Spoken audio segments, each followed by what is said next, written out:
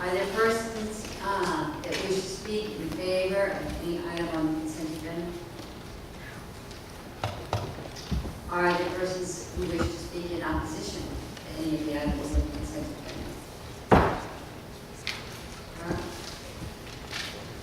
Good evening.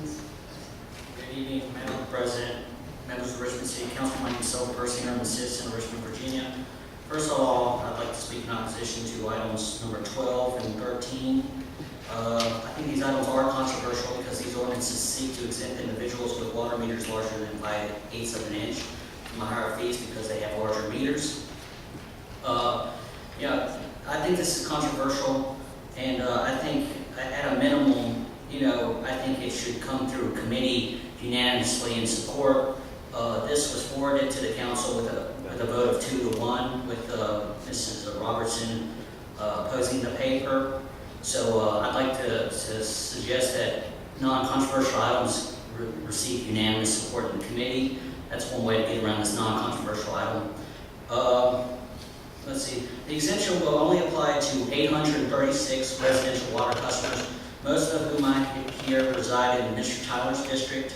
In the O&R request prepared by Wayne Lassiter, Comptroller for the Department of Public Utilities, he writes contemporary rate-making methodology suggests that the fairest way to allocate fixed operating costs across all service classes is by meter size rather than by service class.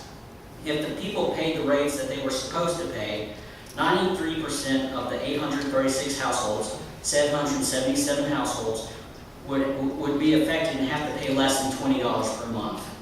When you all adopt these ordinances, you will effectively be subsidizing these households' water bills to the tune of $200,000 a year, and that is not fair to all of us who pay our water bills to support the water utility. Another nugget from the O&R request form prepared by Mr. Lassiter is, I quote, DPU conducted surveys of over 200 of the 836 residential customers to determine if their current water meter size and capacity could be reduced without causing loss of water pressure or service. The surveys were conducted in accordance with standards by the American Water Works Association.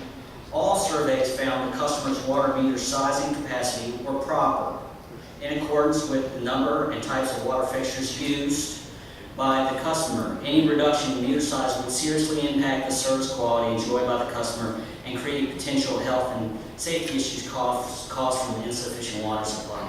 This is going to cost $200,000 a year. President Graciano, you got to listen when citizens are speaking to you.